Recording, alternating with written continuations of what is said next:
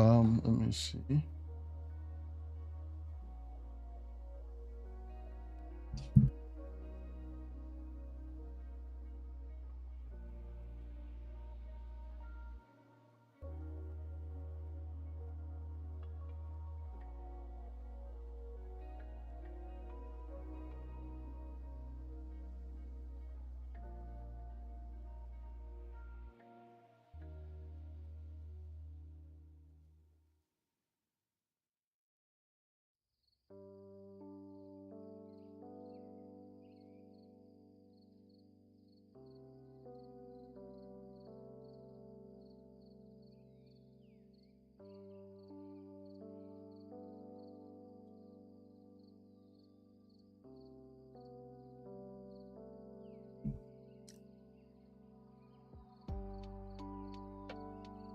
Hello, everybody. Welcome back.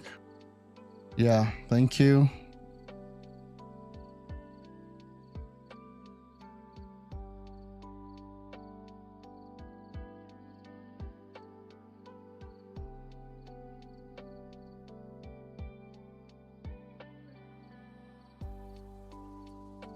Hope everybody's doing okay. Yeah, welcome back, everyone. Let's see this video. Okay. Okay. Yeah, I just woke up this morning and I was like checking the news just to see what is trending, what is happening. I saw a lot of information, but you know, yesterday we were dissecting and doing a post-mortem analysis of what happened last Saturday. And that was with respect to ANAMBRA state elections. And just waking up today, I was surprised to see that one of the stalwarts of the obedient movement, and no shade, you know, you don't want to be part of a sinking ship. The ship is sinking and it's sinking very fast. You don't.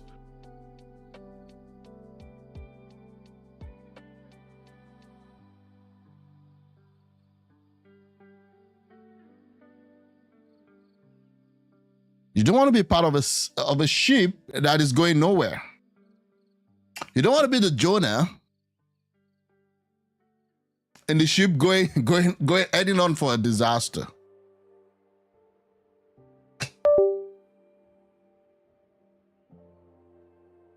Just one sec. Okay, let's see. Yeah. And that's the reality of what we face with the obedient movement today.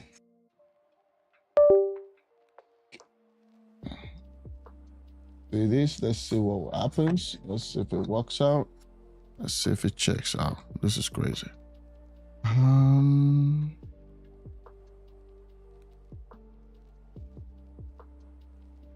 Sorry about that.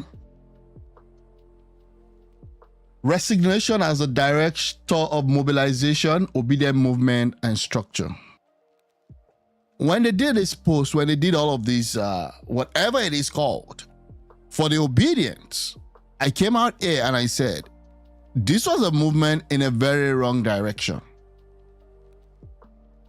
Because it was more of a strategy to build a sub-political party without any firm root in the political party structure or the political party dynamics in Nigeria. That was what I said. Now, in a bid, do you understand, to kind of, I don't know what happened, but this is just more of what happens after there's a disaster that people want to jump ship because it's over. I told you it was over late 2023. I told you it was over early 2024. I told you it was over 2025.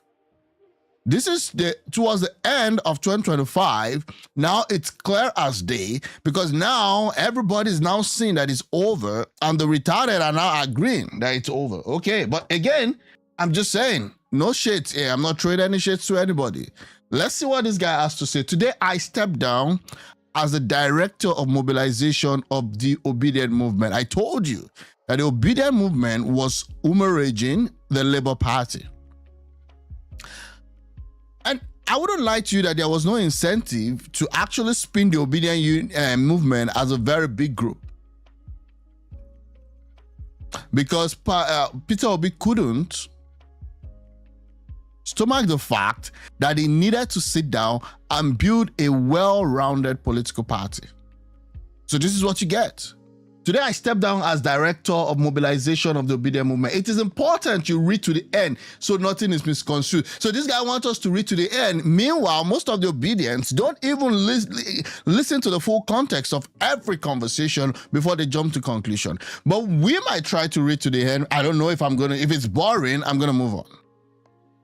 If it's boring, I'm going to move on. But let's read. Almost a year down the line, most of our short-term, medium-term, and long-term plan have not been met. I told you guys, idea is trivial, execution is painful.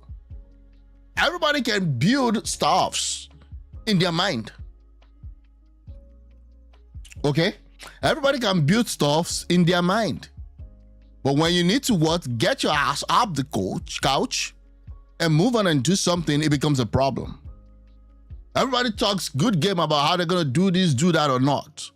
But if you're not a Dangote facing a refinery that you're trying to build and help Nigeria to be self-sufficient in the area of petroleum, then you can always complain. I can always come here and say, oh, Dangote is trying to work with the federal government to hide stuff, to do stuff rather, that he could do it because the federal government is backing him.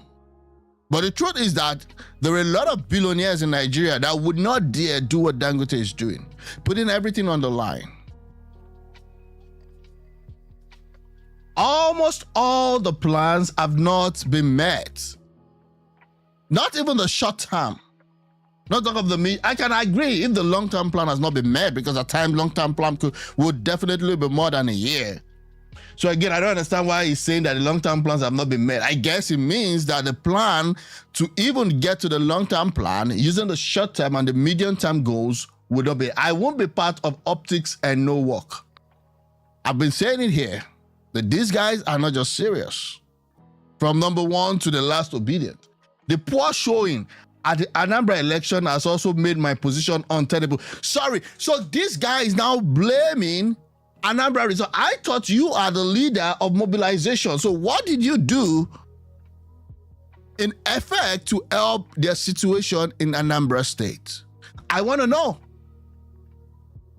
I want to know. Like, if you're going to tell me, as I read on, and you're going to tell me what you did in Anambra State and the effort you put into place as a director, they love big names over that camp. They love big names. As the director of mobilization of the Obedient movement, how you helped Judge Mogalu in the Anambra election, then I'm all here for it. But if you're not going to tell us what you did to help the situation of your candidates in the Anambra State election, then sorry, count me out. I and my business have also been harassed non-stop by sympathizers and instruments of this government. I need to see facts about that. I need to see facts about that. We cannot just take your word for it. In what way? It's a role that puts a target on your back. We all know that. We all know that. Because it's politics. It happens everywhere in the world. Again, I have had to keep quiet. I have had to have kept quiet. Well, that's not a good way to. I mean, you could have just put it in ChatGPT or something. But anyways, I kept quiet so as not to discourage anyone or be made not to look like a whiner. Oh my God. This is the director of mobilization of the Obedient movement, one of the powerful movements in the world, according to the Obedients. This was the movement that wanted to take down the ruling party in 2023. What would have happened if you have given these people power? I'm just asking. I've spent approximately 40 million of personal funds, my own money, on donating for Obedient events, mobilization travels across the country, funding committee, evangelizing about the movement with calls for mobilization on radio airways in the rural areas, support local. Now you know. To run this thing takes a lot of money. But again, another question is this. You've spent 40 million of your personal funds, my own money. Okay, fine.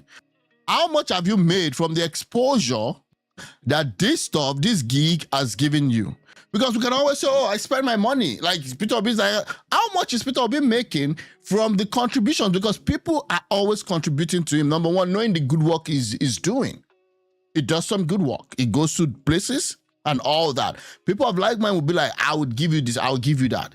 Even those that are not really, that goes about destroying other people's business, like very dark man, they even still donate to him. So again, my question would be, how much donation have been made? You can't tell me it's zero. And if it's zero, I need to know. So he's saying he's been using his own personal money for doing obedient stuff. How is that so? Is there no funds allocated to this gig or to this stuff?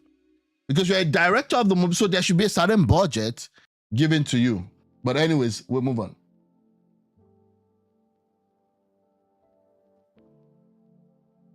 Okay, it goes on and on and on and on. The expenses never stops. Yeah, when you're running a political party, your expense is not expected to stop because you're mobilizing. It's a big country, even though small in terms of landmass compared to other bigger countries in the world, but 200 million is not a beans. And for you to be able to at least get to people, then you need money, you need resources.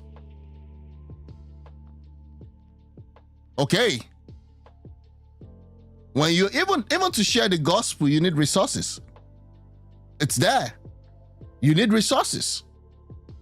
You need people to donate to your cause. So I don't understand. Yesterday I was telling you that there was a mini fight, a friendly fire in the Obedient movement, calling for Jack the Builder to come and give account of the finances. We're still waiting for Aisha Yusufu's reporting that she promised, because I said it's not my business how they spend their money over that camp, but I'm waiting for Aisha to kind of give us an account of how she spent her money. So before we go on, I don't know if you're listening to me, please, I would urge you to please subscribe, like, and comment so that we can keep pushing this. Thanks for those watching. Yeah. So it goes on and on. The expenses never stops, and they are mostly unplanned and sudden. You can see that again. If they're unplanned and sudden, then there's a problem.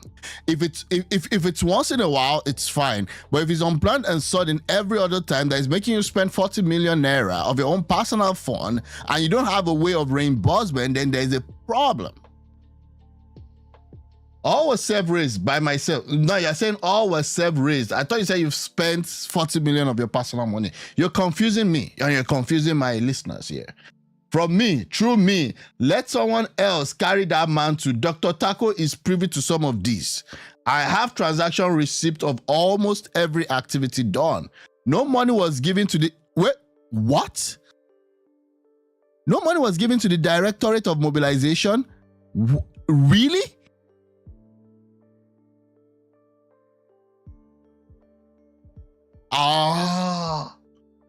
No money. I cannot highlight that. I want to highlight it.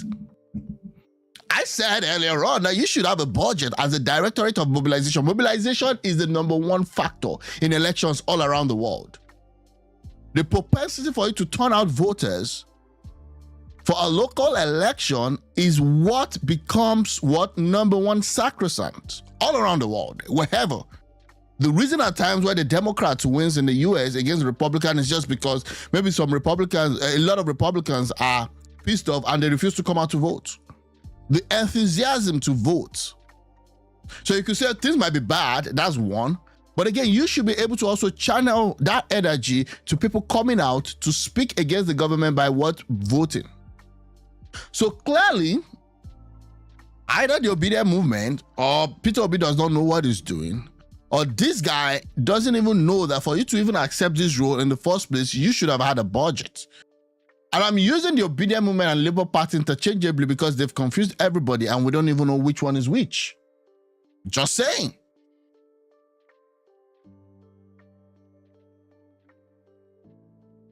I'm just saying. Now I'm moving on. It said there's no bank account even for the directorates. Wow.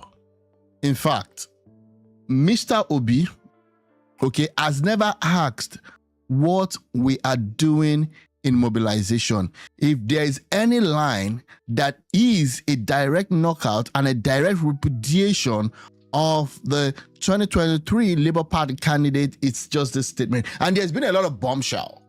Okay, but this final statement, Mr. Obi has never asked what we are doing in mobilization. I told you guys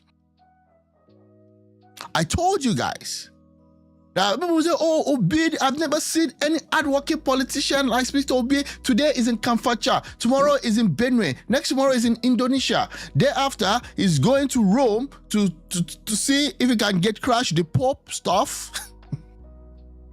Right? I told you guys that as good as all those activities are, Peter Obi still seems to be lazy because he is not doing what is expected for him to do, which is the heavy lifting and the building of a political party that will survive all odds.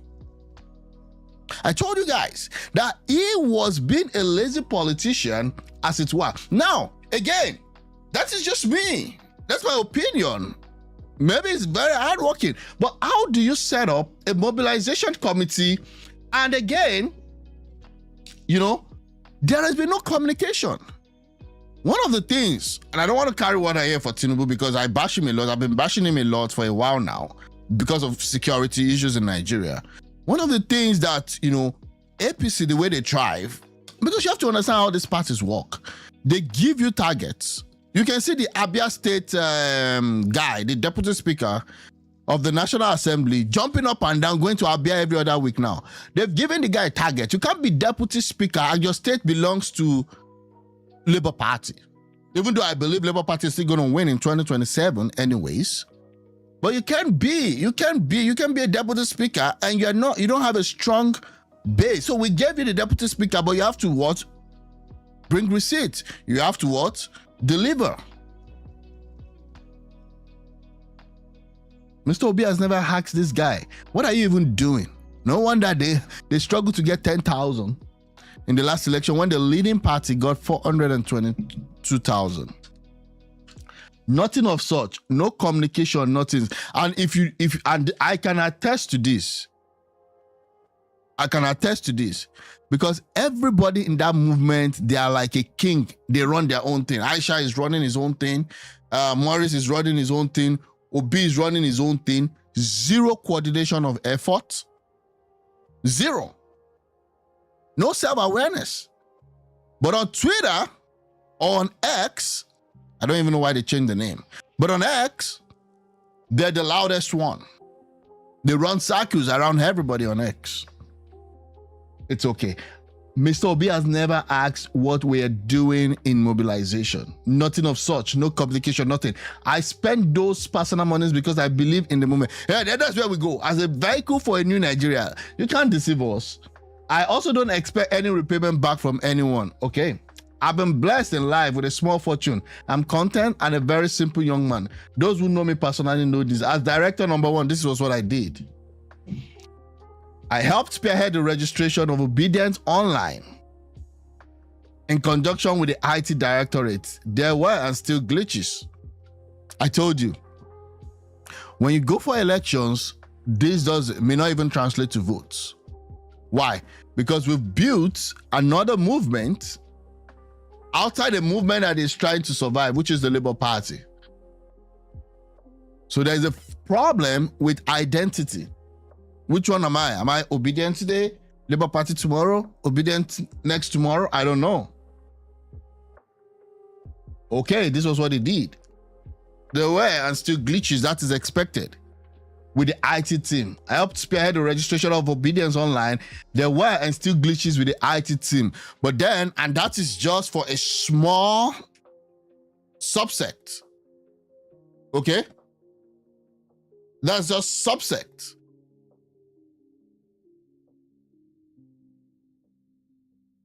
But the problem is this. When there's a glitch at the INEC stuff, these are the people that will first come to crucify him. And I'm not saying that there should be a glitch, but I know it does happen. IT stuffs happen here and there all the time. The next leader of the directorate is to spearhead door-to-door mobilization to reach every nooks and crannies of the country without a budget. We've laid the foundation with the online registration. It's always about online because that's the easiest thing to lift, right? Even with that, there were glitches. It's just to execute on ground with volunteers and get a clean sweep. We have just 3 months left to do this. I've submitted the blueprint for that to the operations team. I hope to see that. They're not going to share it because it's confidential. Okay, number 2, I've helped spearhead the activation of dormant support groups alongside Dr. Tanko. Most felt left out, of course. Most of them have dumped the... In fact, right now, as I speak to you guys, those that are really fighting against the obedient movement were previously unobedient. And there are names. A lot of them have said, you know what, I'm done. The few ones are still trying, living in denial. Possibly because it's still working, they're still getting some recognition. The movement is over. I warned that this would happen. I told you guys this was what they needed to do. Let there be a big tent. Bring a lot of people in. There will be differences in opinion. There will be people that will backstab you. It's common to big movements. But again, they go online. They abuse everybody. They fight everybody. They kind of, break people just because they think that they're doing the Lord's work, but that's fine. I helped spearhead the activation of the dormant support group alongside Dr. Tanko. Most have felt left out. We've given them an umbrella. We had a support group convention, okay, in Abuja during PO's book launch in June 2025 and absorbed them into the movement. I helped structure the movement into 6 regional bodies. Okay, that's just following the normal stuff, so that's nothing. Provided support from the center. I contacted and met all the leaders in each state, visited everyone in their backyard to tell them that we see what they are doing. Obedient LG offices in every state. Some parts of Southwest and Delta already have this. The next director, so these are the work expected from the director. The next director is to ensure, whatever, I didn't know what that. Okay, the next director is to ensure every other state has this. Okay, offices in every local government. I thought that was the work for Labour Party. And then you guys giving them support, ensuring that they achieve that. So now Labour Party is running his own thing with all the problems that they have, and you guys are running your own thing with all the problems that you have. And then there's duplication of effort. There's infighting. We don't even know if the party has a structure. I don't even know I don't know if the Senator Nemadi has now been confirmed as a substantive leader for the LP. Obi is no longer interested in LP. Obi is just running his own thing, and that is what it is. I created LG structure. It's still small. For all states in Nigeria, Abuja being most active, North is being least active. Abuja is the most active because that's where the base of these guys are. The new leader must expand on this. This will be the nucleus of our polling unit agents, independent of any party. You see the problem here? Independent of any party. So they don't have a real party that they can call their own, but they want to build polling units for the hundreds of thousands of polling units in the country. You would know already that these people, I don't just want to call them, let me just leave that. So you got it. Obedient movement, and whichever party, maybe LP, because the goal was that they wanted to show Labour Party that they can stand on their own, which I agree. I don't believe in Labour Party anyways. But if you want to do that, you've got to understand that there are frameworks. Because even if you go to meet like the money bags, you need to show them that you have a plan to win before they support you. So else they'll just be giving you just, something that they consider that this is just a scrum that falls from my table. But if you want to get real financing, you have to show that you're able to deliver the votes. That's how it works. I created a research team for the Obedient Movement where we research the ills of the APC party. I know they would have done well in that one. I highlighted and disseminated to all Nigeria every bi-weekly via short videos. I discovered that gap and immediately filled it by getting volunteers on board and worked on it. They churn out these materials regularly. Those cute short videos you see, How has that helped? I'm all for criticizing the government in power. If Tinubu is messing up and if he has interlopers around him, I'm all for exposing them. But how has that helped the party, at least the party that your leader says he is in right now, to show a good foot forward? Okay, this is becoming a long read and I'm getting so much tired. Even me, I'm tired. I created the Facebook page. Bro, what is this?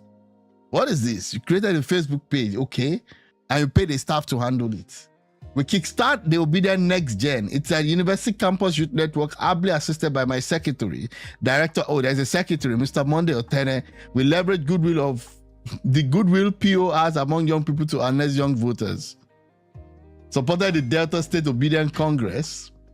Single-handedly raised 2 million. Very poor amount directly to the Anambra State campaign bank account for polling unit adoption for the Anambra election to boost our chances in the poll. And that gave us nothing. That ended in a disaster.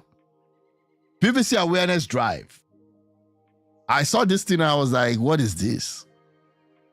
What are you doing for those that currently have their PVC to ensure that they vote for your party? Had engagement with tech experts in UK to mass produce cheap body cam from China. Oh my God. For polling unit agents, the one that you've not even been able to stack around the whole country. I've also scheduled a trip to China, which I have now cancelled. The prerequisite for getting paid as an agent is to submit those body cams. After I volunteer, I've reviewed footage, you get paid your balance. You see this? How do you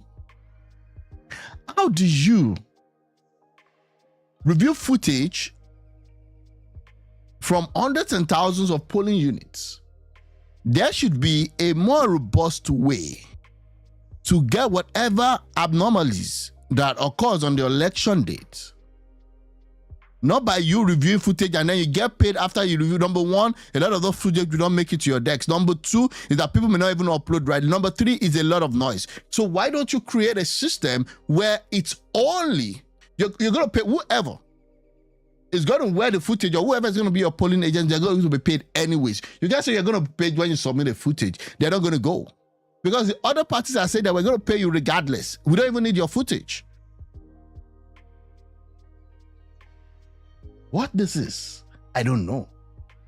I mean, yari, great resources will be expended. And it kept on, whining and blabbing. Okay, let's see. The next mobilization director must follow up on this.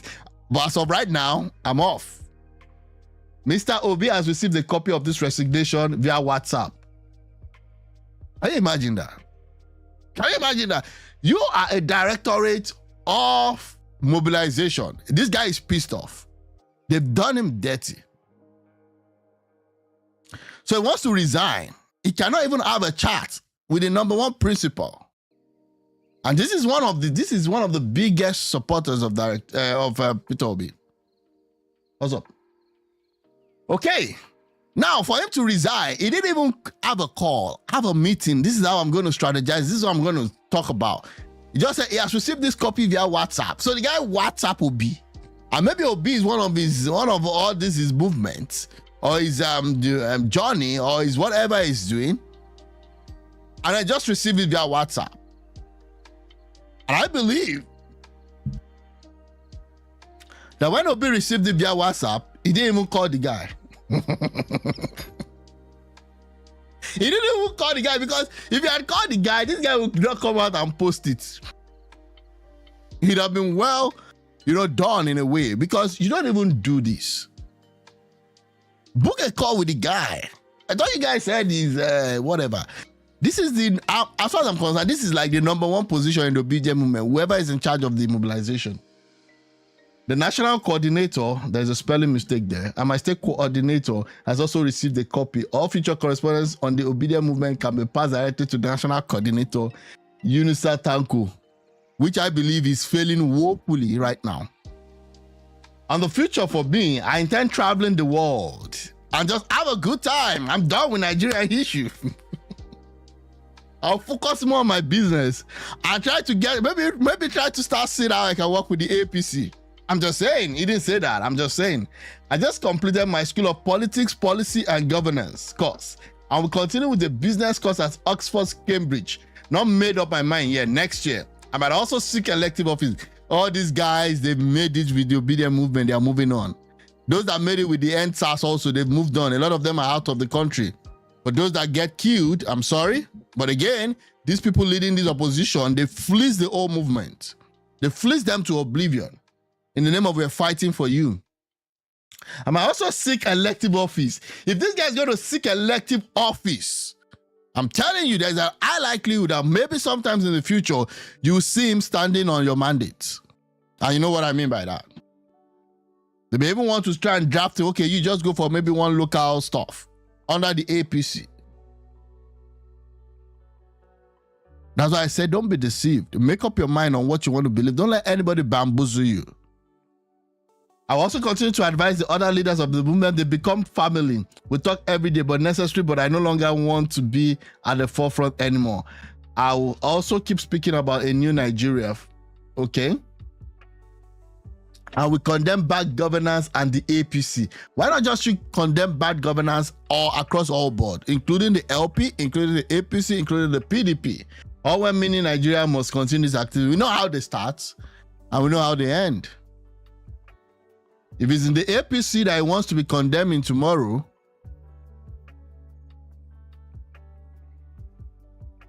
I won't be surprised. I won't be surprised. So that's it, you know. I've read the proper operation consultation to coordinate the polling unit structure, blah, blah, blah, blah, blah, engaged and funded by Pistol Beams to help run the campaign in turbo fashion. There's no time. I keep screaming it, but it's like I've been screaming into a wall. They have to be on salary / oh, now you want money. Which I agree. Which I 100% agree. So that's it. Let me see. Yeah, he keeps talking a lot, bro. Some think we are somehow benefiting from being directors. I see you are. There's what we call social capital. There's the name structure. It's been on your CV. Now that you're saying you're doing one political stuff, I know that you would have mentioned it in your forums or your classes online or wherever it is that you guys are doing it, that you are a director of mobilization. Maybe that's even what helped you get the admission in the first place. So don't let's come and be talking like, you know, like we were born yesterday.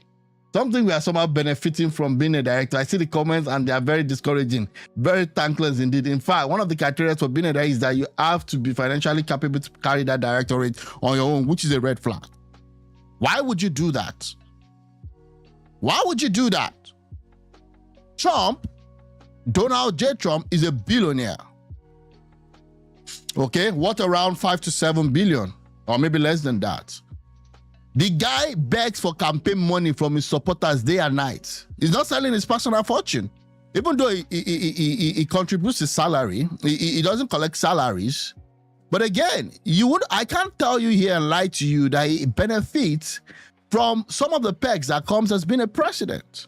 When all these leaders all around the world flies to Washington, they stay at his hotel. The Trump Towers. So let's not pretend like, you know what, we're not getting anything from this thing. I'm sacrificing my life or my everything. You're getting name recognition. That name recognition would open doors for you. Don't come and kind of make us seem like we're childish here. The key task that must be done now, it has this burden. Let's see if it makes sense what he's saying. For the mobilization director is having polling unit agents in all polling units in Nigeria. I've been shouting this forever. The lapse was shown in ANAMBRA. If you're telling me that they didn't have polling agents in all polling units in Anambra State, then please just close that shop. That's just one state where your principal was a governor in the past. For me, every other thing is secondary. It is currently at 10% completion now. 10%. An election is just 1 year plus. Dr. Kanku can confirm this too. We have barely 11 months. Wow, this is really, really important. The key task that must be done for mobilization directorate is having polling unit agents in all polling units in Nigeria. I've been shouting this forever. Okay, 10 completion. We have barely 11 months. The next director must have his eyes on that clock. Time is running out. Time is already out. It's not even running out. Maurice Monye, former director of mobilization, obedient movement. Damn. I never see this coming, bro. I didn't see this coming. It's crazy. I didn't see this coming. Guys, that is it. That's Maurice Monye, the director of mobilization of the obedient movement, saying it's done. It is done. It's over. It's freaking over, bro. I told you this would happen. We're going to see more people, right? This is politics. I don't really watch movies, but if you've watched House of Cards, and if you've been paying attention and you're focused on, and you have some focus on international politics, what's happening in elections, how people win and lose elections, and all of those stuff, partisan politics, primaries and all that, you shouldn't be surprised that LP is failing naturally. You don't even need the ruling political party to intervene into the affairs of APCs for you to know that this is crazy. It's garnered 780,000 views. That's crazy. The guy keeps talking, bro. And I think that is it. Morris, the first comment. I respect your decision and opinion. I also acknowledge your contribution and support for the movement, but I think this post is really not needed on this platform. I told you. Again. When he sent the resignation via WhatsApp to Peter Obi, why didn't Peter Obi call him and coordinate with him and tell him that this is what we need to do? Now, he didn't get it. I believe Peter Obi did not call the guy. And the guy is hot. The guy is angry. But that's how Obi operates. I'm sorry, you guys have to learn the hard way. This guy is also, everybody keeps writing long story. What's this? What's this? As we got off the other point, I have answers too. Quote me anywhere and any day that Soludo, even in celestial government, can't and will never defeat Peter Obi in Anambra if Bush will appear on the ballot. This guy knows nothing about anything. So maybe he knows something. Yeah. Like, what is he saying? You have to understand how elections are won and lost. If Peter Obi is on the ballot in Anambra and is not running on ABGA, it's going to be an uphill battle. He's going to lose. Don't be deceived. And again, he doesn't even need to be on the ballot for him to get up. No, see, if Obi had been on the, if Mogalo has been on the ballot, I maybe won like a 120,000. Maybe because of that, the ruling, the incumbent governor has like, say, maybe 300 and something, but still won. I won't be screaming like this. I won't be shouting like this. I won't be talking like this. But dude got 10,000 votes. The person that won got 422K. That's failure. That's failure. I kind of understand, yes. If Obi was on the ballot, he won't get 10,000, but at the same time, the person on the ballot that Obi supported, and see how Soludo was just yabbing the guy yesterday, talking to the fact that it seems like the guy has some issues up there. That's politicians for you. I've not spent millions of naira to support this movement. Can you imagine? And I'm one of those that have been attacked both online and offline. So you've not even spent any money, Bukos or Bokos or whatever it is called. I'm not supporting Peter Obi because he's a saint. I'm canvassing for him because he's a lesser evil. I'm more transparent. I don't even like evil at all. I don't want lesser evil. But Obi does not have what it takes. Okay? Obi doesn't effing have what it takes. Which one? What happened to the daughter? Anyways, God bless you, sir. Endurance and strategy is key in politics. Thank you for all you've done. Although I'm not a fan of the obedient movement, it is indisputable that your enthusiasm and sincerity to drive a positive in Nigeria is evident. However, like John Maxwell said, everything rises and falls on leadership. Yes, I've been saying that. Okay, anyway, I'm going to move on. Here is someone who called Hakito Gate a mo for leaving the group. I remember when this guy left, they came for him. They came for him. They came for him. They came for him like big time. And it wasn't even like, he left. He didn't even criticize. He didn't write this big op-ed. He didn't write this story. He didn't write this old stuff. He just said, I'm leaving. And oh my God. Oh my God. When Kenneth Okonkwo left, he was angry. And he put the whole blame on Peter Obi. This guy is implying that Peter Obi is also the problem. How dare you not even coordinate with your director of mobilization just for once? How dare you? Nigeria is a complex country. A lot of things. You don't know Nigerians. That's why they were telling Abiola, we are behind you, we are behind you. Where the thing came, bro, everybody, you are living your life now. I'm not saying people shouldn't sacrifice. But again, Nigeria is a unique country. What they respond to is different from what you think they would respond to. Who they vote for is different from who you think they will vote for. It's despite all the pain and all this suffering. You go to election and it's as if the person that is crying and jumping up and down, they don't even know he exists. See, let's just move on. I'm telling you, let's just move on. It's moved on. It's moved on. In lieu of the resignation from the obedient movement, what's truly needed is more Nachi Obi among his leaders. I don't understand. Means someone that has courage. It's proper. It's over, bro. It's over. I know the APC guy will be from Kenneth Okonkwo to Akitogate and now Morris. I've all called to question the leadership quality of Peter Obi up to sub to vis-a-vis taking responsibility. More to follow in the coming days. Sad that the movement is becoming necrotic. The movement is becoming like a Showore movement, where same people just left and then the others left are just echo chambers of stuff. And I'm not saying that these guys are not doing any good. Don't get me wrong.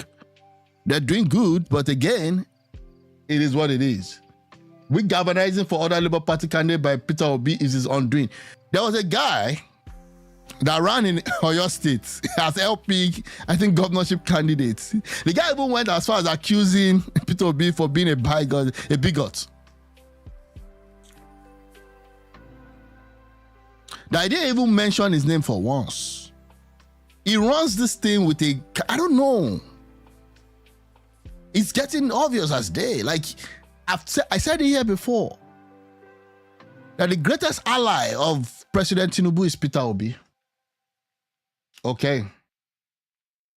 You are a good with a high spirit, whatever it is. I'm gonna move on. So now all the TV houses, including News Central, I think News Central is majorly owned by people that are sympathetic to the obedient movement. But I won't be taking in any interview. I want to be left alone. Why did they mention News Central TV? Stop now. Oh my God. But now you get News Central now. Abby, you should have just made your resignation letter simple and straight to the point, then send the memo privately to Peter Obi. Now you have demoralized the morale that's not there of so many obedient and have given weapons to the opposition to attack with a lengthy letter. Wish you luck. Your resignation is also based on what you witnessed during this Anambra state election that just took place. The rigging, anomalies, and vote buying is just a premonition of what 2027 will be. So no need to waste valuable time and resources. We need to check on this brother, please. Anyone close to him, this sudden announcement will be cathartic. Please, I beg of you guys. Look, my brother, you will talk to me. Oh, my chief, what happened to Nigeria must be better in our time. You can't leave the struggle like the Baba. The guy is moving on. The guy is really moving on. Yeah, the guy is moving on. Yeah. Okay, let's go. Nnamdi Kanu is still trending. This guy's been trending for a while now. To those who ask me, I hereby confirm that Kanu went to the Supreme Court today to file some time-sensitive processes crucial to his case. So the guy is moving to the Supreme Court to file some stuff. Let's see.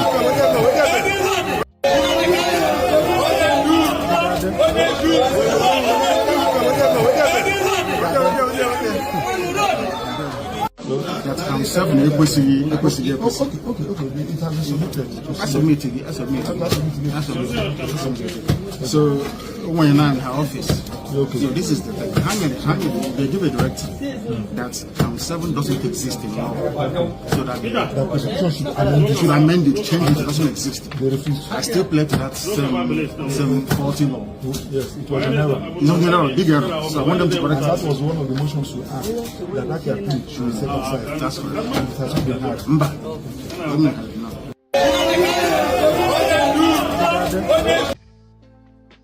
Okay. We'll see what happens. We'll see what happens. So today we've updated that. It appears personally. Look at the update. Look at the update, bro. On today, let me see, 13 November, Kanu appeared personally at the Supreme Court, escorted by DSS official. Kanu submitted a letter directly to the Chief Justice Kudirat Kekereekun, urging discontinuation of the trial due to the repeated law basis. Supreme Court staff reportedly hailed him with a chant of Onyedu Igbo for leader as he departed, drawing widespread attention on social media. Video shows excited crowd and staff interaction highlighting his public support. Again, this is the core argument, okay? I mean, I can't read through all this. We all know what he's fighting for. The FHC government on November 20 could foreclose Kanu's defense if it doesn't comply, potentially leading to conviction. However, a Supreme Court push may delay or derail this. So now, possibly, it's telling them that they don't have any right to trial him, to try him. Okay? That's what they're saying. We'll see what happens. Social media buzz shows strong support from the Southeast. Of course, what do you expect? The case remains fluid with potentials for the Supreme Court intervention before November 20. For real-time updates, monitor official stuffs and all that. Yeah, so right now, is actually at the Court of Appeal. No, hold on, one sec. Let me just get this right. Don't let me give you trashy stuff. Yeah. Okay, there's a motion filed again at the Supreme Court here. Then FH Federal High Court fixes judgment date. So he's actually currently at the Federal High Court. Okay, so once that happens, Kanu's legal team issues statement November 10. Okay, yeah. And then, alleging that the Supreme Court resurrected a dead law, they argue it undermines the rule of law and sought its nullification.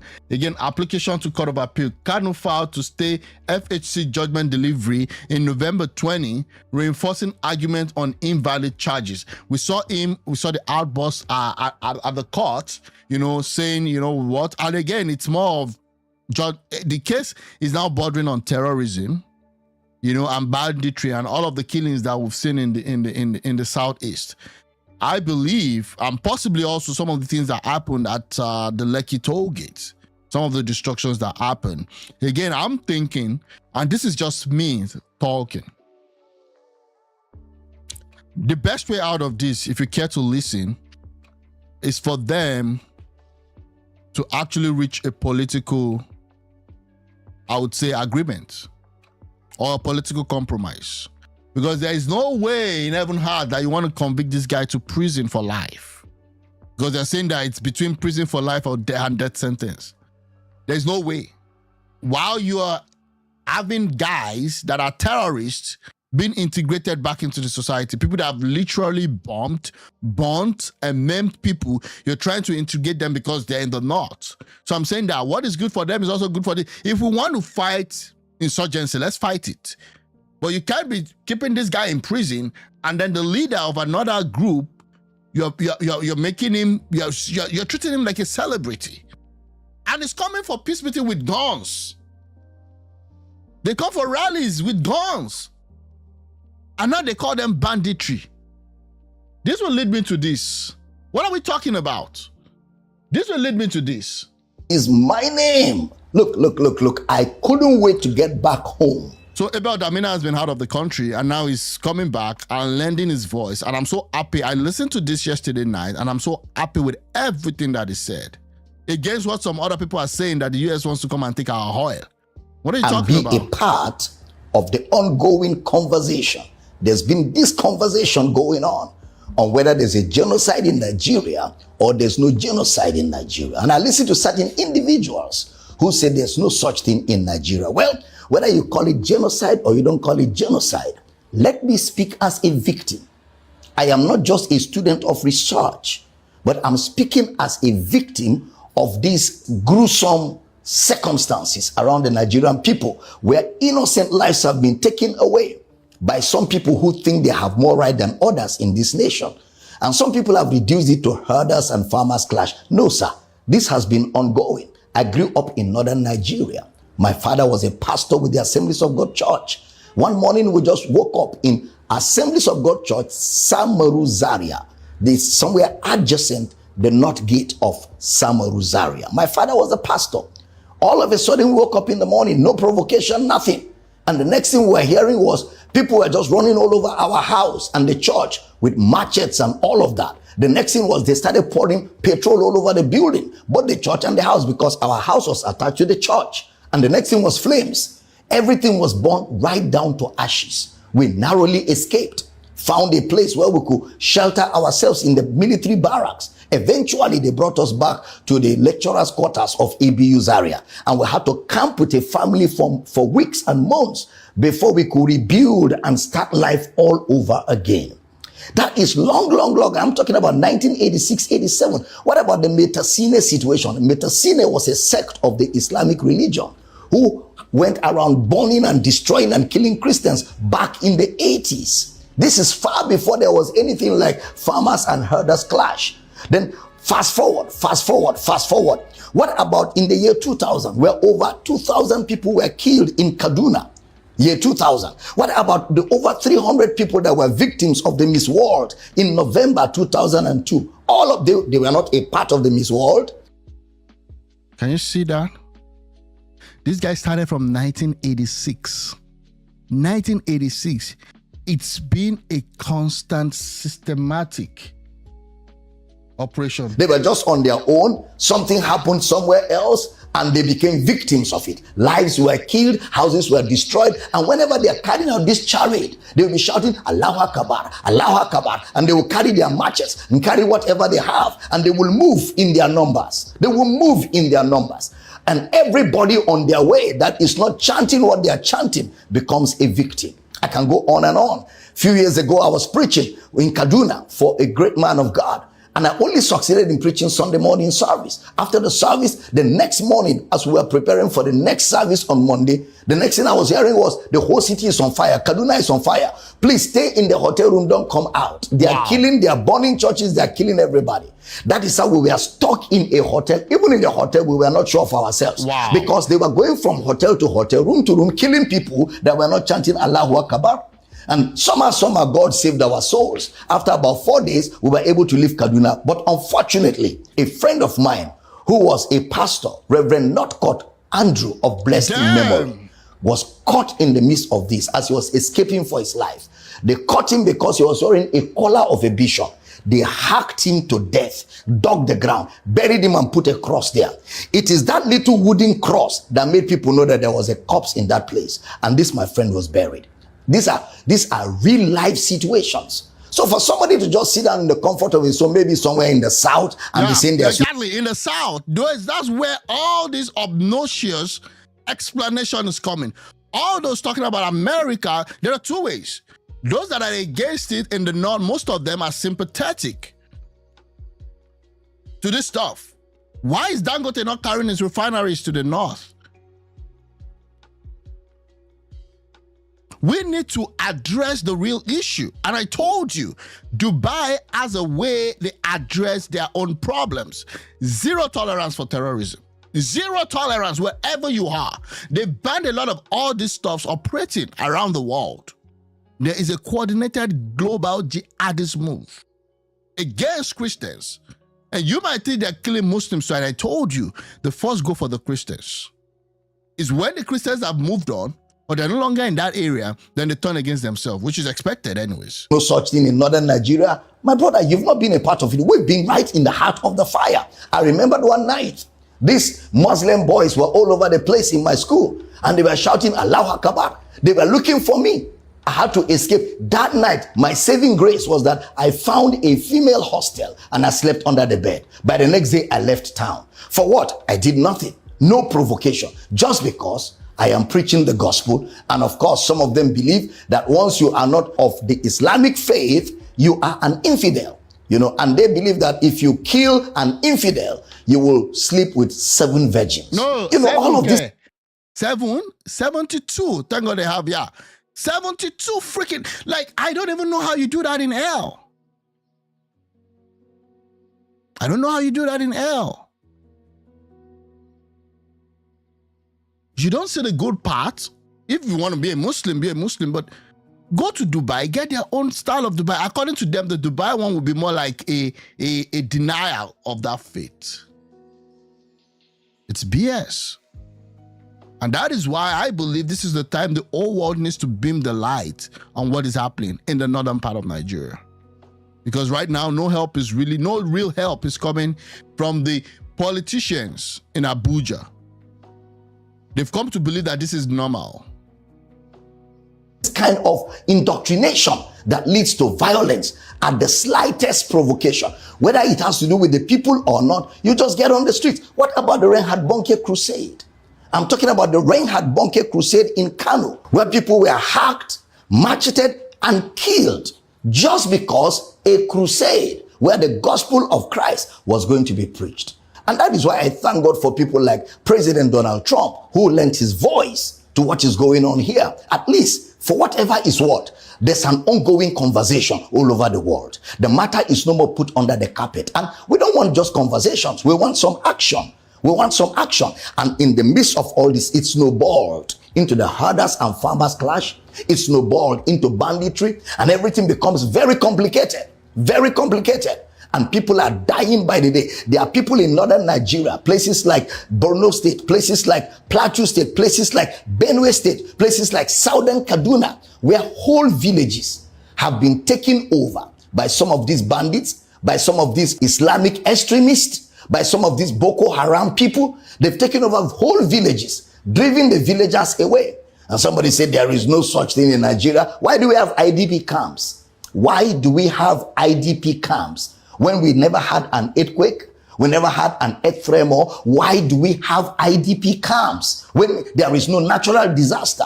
Other than the fact that people are being made victims of what they have no knowledge of. In a secular state like Nigeria, where all religions are permitted to be practiced, this ought not to be allowed.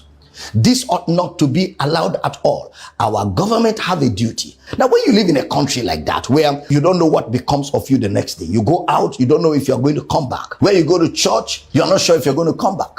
When you live in such a country, it's almost as if there's no government. And because the first responsibility of government is security of lives and properties. That's the first responsibility of government, whether at the federal level, at the state level, or at the local government level. Because the population don't have access to arms. But unfortunately, some of these bandits, some of these terrorists, some of these extremists, they are carrying AK-47s, and you wonder where did they get them from.